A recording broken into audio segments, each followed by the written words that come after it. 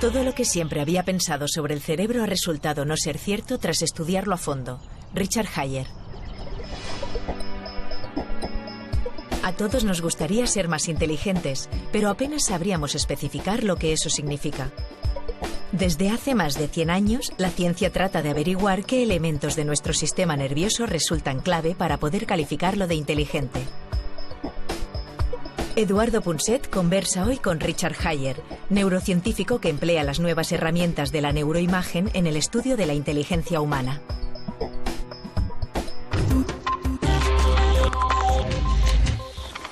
Con la inteligencia está ocurriendo algo muy parecido al estudio de las emociones. En cuanto la ciencia pudo medir algo de los mecanismos emocionales, entonces la ciencia entró paulatinamente en el estudio de las emociones básicas y universales. Bien, pero con la inteligencia ha pasado algo multiplicado por 1000. Allí las posibilidades de medir son inauditas y lo verán en este programa. Y esto ha hecho que la ciencia entrara a saco. Y de una situación en la que lo único que sabíamos, intuíamos, es que la inteligencia a lo mejor tenía algo que ver con el volumen, el tamaño del cerebro, hemos pasado a una situación en la que prácticamente, agárrense, podremos leer lo que la gente está pensando.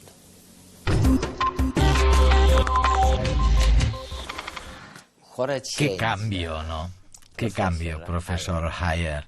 En este tema de la inteligencia, hace 10 años todo el mundo estaba convencido de que dependía del tamaño del cerebro. Cuanto mayor era el cerebro, mayor era la inteligencia. Y ahora la situación es difícil porque por lo visto no hay ninguna región cerebral que sea responsable de la inteligencia. Estudiáis la sustancia gris, la sustancia blanca. ¿Qué ha ocurrido? Siempre es complicado, nunca es simple. Cuanto más aprendemos, más se complica la cosa. Como dices, hace 10 años se hablaba del tamaño del cerebro. Pero cuando yo empecé, hace 25 años, la polémica era si se podía estudiar científicamente algo como la inteligencia. Es verdad. Circulaban nociones distintas de lo que podía ser la inteligencia en cuanto a las pruebas para determinar el cociente intelectual. Estos test han estado disponibles desde hace unos 100 años, pero no estaban muy bien considerados por el público, aunque funcionen bastante bien. Había muchísima controversia sobre si la inteligencia se podía medir o estudiar científicamente o no. Ahora, 25 años más tarde, utilizamos la tecnología médica más avanzada de neuroimagen para estudiar el cerebro. Y por tanto podemos ver su interior con todo lujo de detalles, tanto en lo referente a la estructura como a la función cerebral. Pero además, podemos relacionar las partes del cerebro con los test de inteligencia y otras maneras de medir la inteligencia. Es divertido ver cómo las empresas, los psicólogos, los asesores, todos han descubierto que estos test de inteligencia funcionan, que cumplen su objetivo. Ok. Pero mientras hablabas, me acordaba que lo mismo ha ocurrido con las emociones, ¿sabes? Entiendo perfectamente por qué las personas pueden beneficiarse del estudio de las emociones, de la gestión de las emociones básicas. Pero, ¿de qué sirve investigar la inteligencia? ¿Cuál es el objetivo? ¿Es por motivos sanitarios? ¿Educativos? La inteligencia es uno de los fenómenos más complejos del cerebro. Según mi definición, la inteligencia establece diferencias entre las personas en lo bien que aprenden, recuerdan y razonan. Tenemos diferencias en esos ámbitos y también personas con retraso mental. ¿No estaría bien entender qué es lo que no acaba de funcionar en su cerebro para intentar encontrar un tratamiento? Y no sería útil para todo el mundo si pudiéramos aumentar nuestra inteligencia, si entendiéramos los procesos biológicos del cerebro que conducen a la inteligencia. ¿Acaso no te gustaría ser más inteligente? Ya eres muy inteligente, pero ¿no te gustaría serlo más? Seguro. Sí, ¿verdad? Y ahora déjame preguntarte lo siguiente. Imagina que entendiéramos los procesos biológicos del cerebro que conducen a la inteligencia y pudiéramos desarrollar una pastilla que actuara sobre los factores de crecimiento en el cerebro que determinan la sustancia gris y la estructuración cerebral en las zonas relevantes para la inteligencia. No es inconcebible, ¿no? No, no es inconcebible. No. Mi pregunta es, ¿cuánto estarías dispuesto a pagar por una pastilla que aumentara tu cociente intelectual? Hombre, pagaría algo más de lo que pagaría por un iPhone, por ejemplo. Sí. Claro, es increíble lo que estás diciendo, ¿no? Dijiste en algún lugar, no recuerdo dónde ahora, que si se analiza el funcionamiento cerebral con estas nuevas técnicas de neuroimagen en una persona que mira un vídeo, se puede saber de qué va el vídeo, o podremos saberlo bastante pronto, ¿no? Mirando el cerebro. Hay muchos grupos que trabajan en todo el mundo con este problema tan complejo e intentan analizar imágenes del cerebro para ver cómo cambian mientras alguien ve un vídeo. Y luego ve si solamente con las imágenes del cerebro se puede inferir qué es lo que está viendo la persona. La posibilidad de hacerlo está ahí. Es decir, sería como leer la mente. No sé cuánto tiempo tardaremos en lograrlo, pero sí sé que ha habido algún progreso. Hay otra explicación de la base cerebral de la inteligencia que tú denominas el enfoque de la eficiencia en la inteligencia, o algo así, no recuerdo bien exactamente. ¿Pero a qué te referías cuando hablabas de esto? Hace 20 años hicimos uno de los primeros estudios con neuroimagen para analizar lo que hace el cerebro cuando una persona soluciona problemas difíciles, problemas de razonamiento abstracto y no verbal, como reconocimiento de patrones. Patrones. Sí, problemas muy difíciles. Y lo que descubrimos fue una gran sorpresa. No nos lo esperábamos.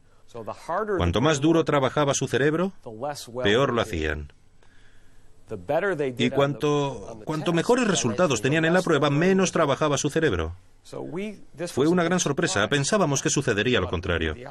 Nuestra manera de interpretarlo fue que lo que te hace inteligente no es la intensidad con la que trabaja tu cerebro, sino la eficiencia de su funcionamiento. Y nos hemos pasado los últimos 20 años investigando esta noción de eficiencia cerebral.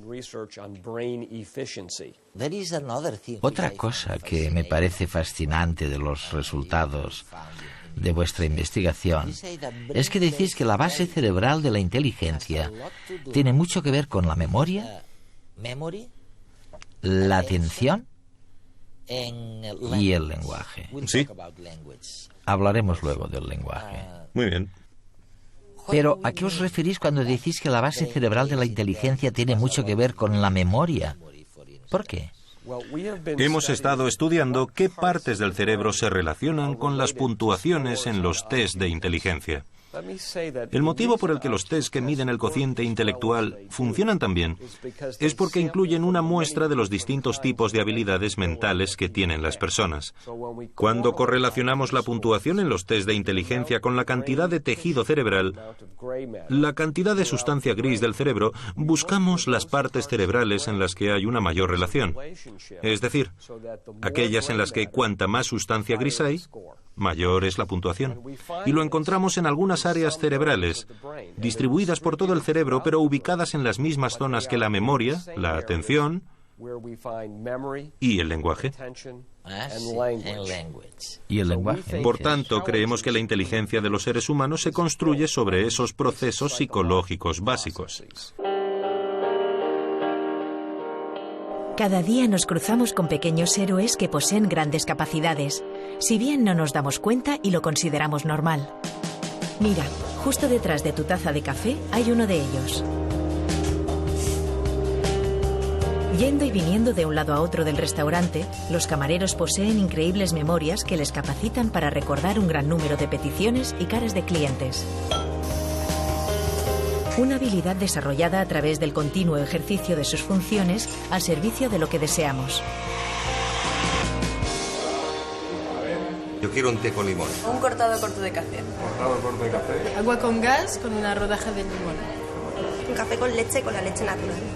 Un té con limón. Pero, ¿cómo lo hacen? Comencemos por decir que estos echan mano de uno de los pilares básicos en los que descansa la inteligencia. La denominada memoria de trabajo o la capacidad de almacenar información con una precisión fotográfica durante un breve lapso de tiempo que, por lo general, es de unos segundos, pero puede llegar a un par de minutos.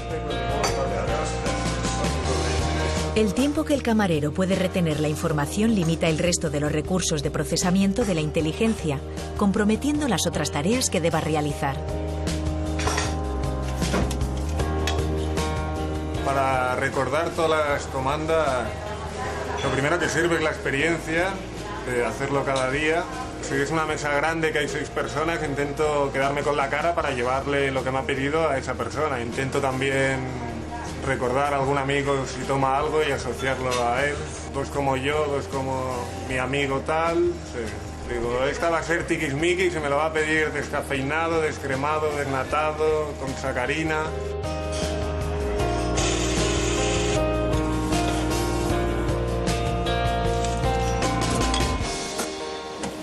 Internamente, el camarero recurre a determinadas estrategias mnemotécnicas, como la repetición de las órdenes o la asociación de las mismas con rostros u otras memorias con vínculo emocional.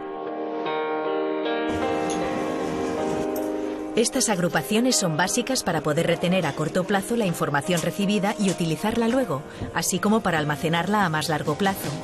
Y si no, haced la prueba. ¿Reconoceríais vuestro número de teléfono agrupado de forma distinta a la que lo habíais memorizado?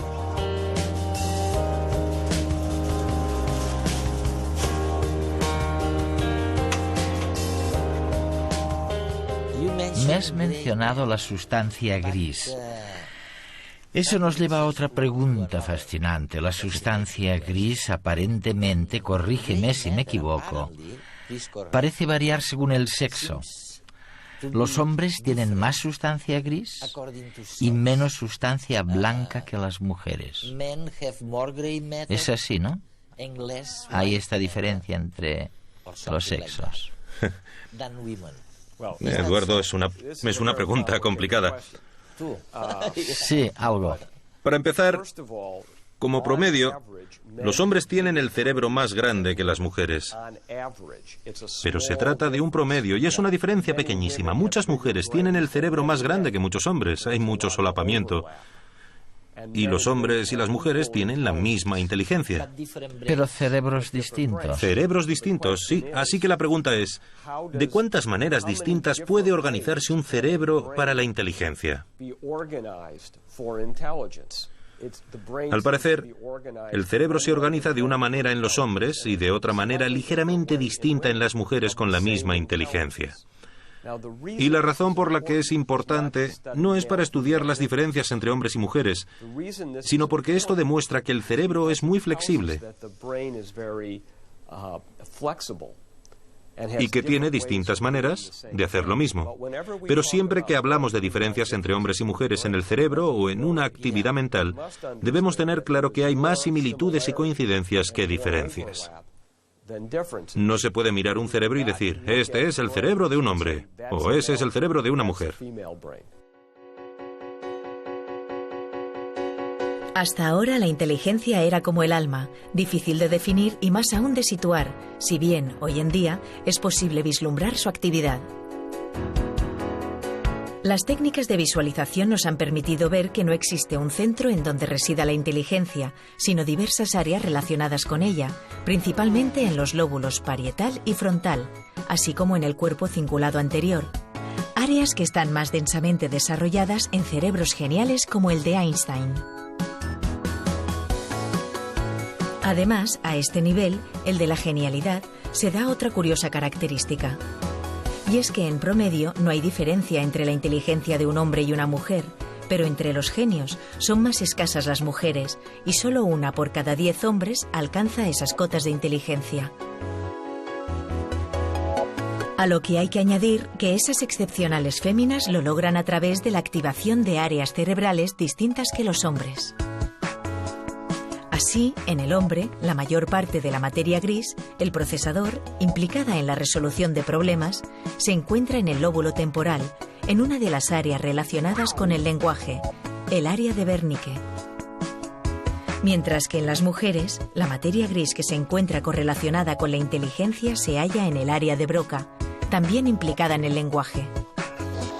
Además, la materia blanca, compuesta por los axones de las neuronas que conectan entre sí partes distantes del córtex, se presenta mucho más organizada en determinadas áreas en las personas de gran inteligencia.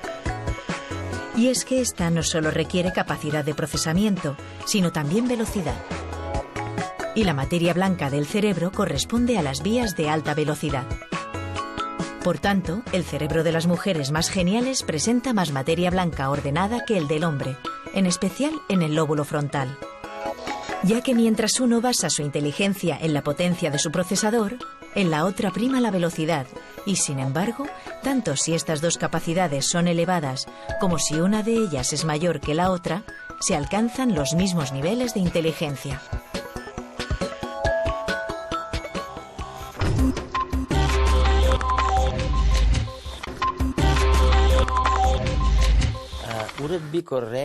¿Sería correcto decir que quizá no sabemos por qué alguien es inteligente y seguimos siendo incapaces de responder a la pregunta de por qué se es inteligente?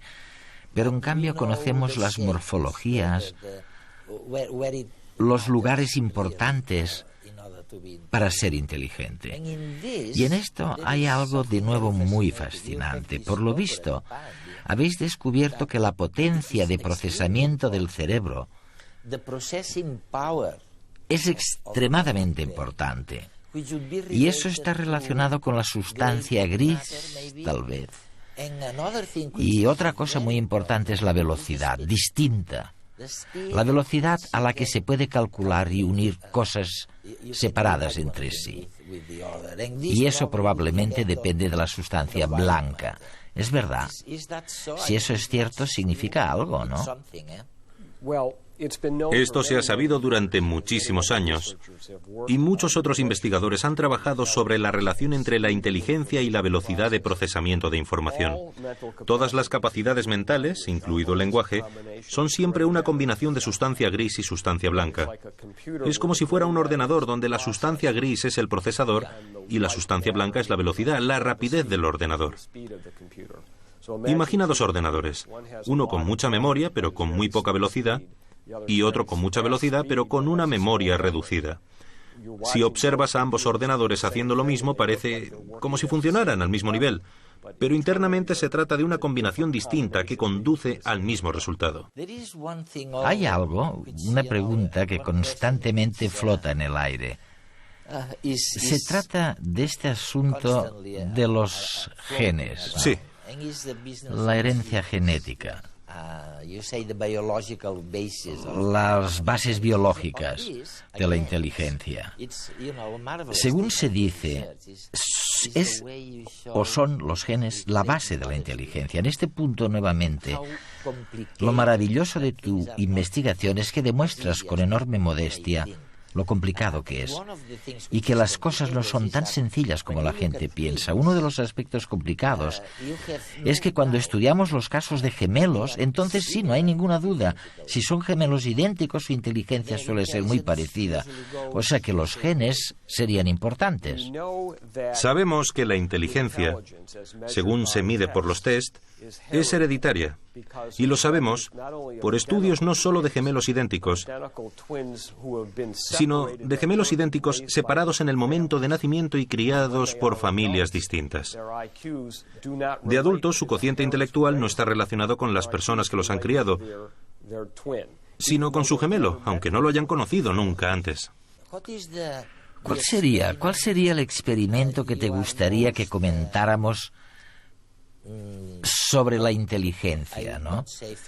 Aquel tipo de experimento que pudiera explicarle a los telespectadores algo que no supieran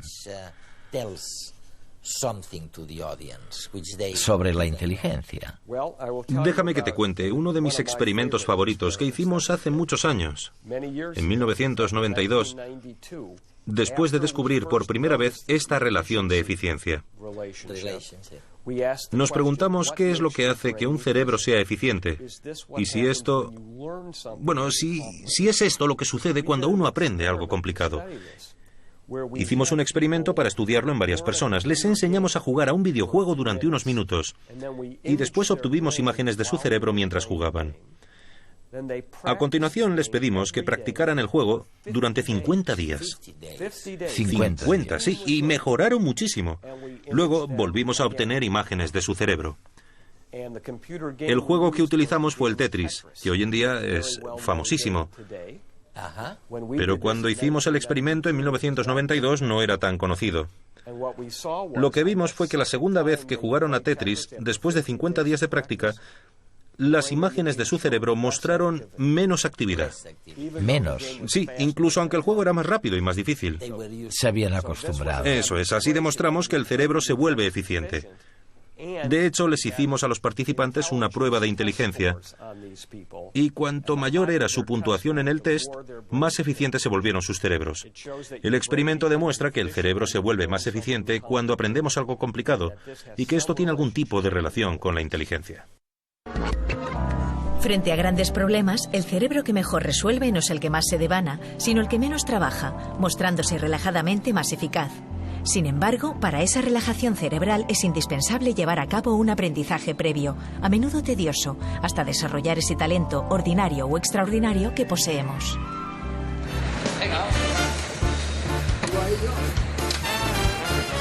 Aprendemos a realizar una actividad como, por ejemplo, conducir un coche, gracias a la repetición de la misma, hasta que así terminamos convirtiéndola en algo casi automático.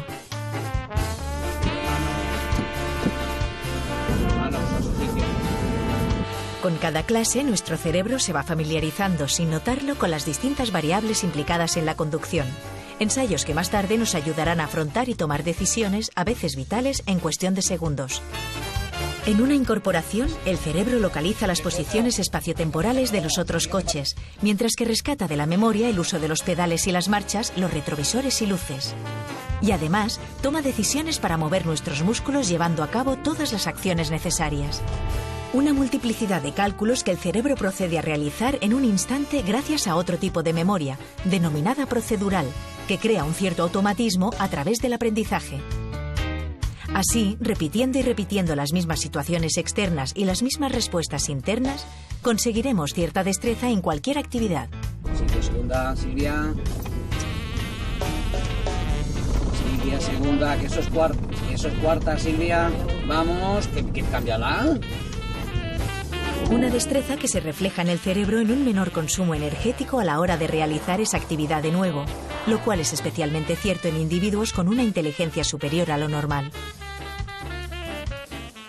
Aquí tenemos a un jugador novato. Está aprendiendo a jugar. Cada una de las formas va apareciendo en la parte superior de la pantalla y el jugador la desplaza a la derecha o a la izquierda, o la rota. Y luego, cuando la tiene colocada donde quiere, pulsa el botón para que caiga rápidamente. El objetivo es completar una línea sin dejar ningún espacio vacío.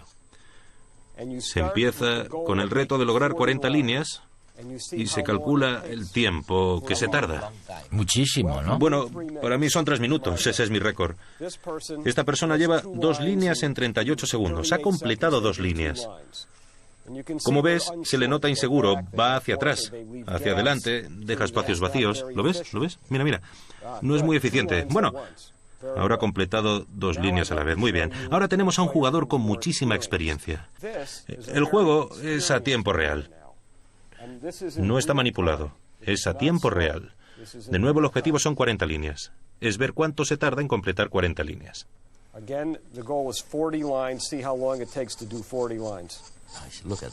Fíjate, fíjate. A tiempo real. ¿Ves cómo cada forma nueva... Sin errores, 4 líneas a la vez. Mira, mira, ninguno. Ni un error, oye. Sí, y mira qué rápido. Tiene el récord del mundo, supongo, Sí, tiene ¿no? el récord del mundo en la versión online.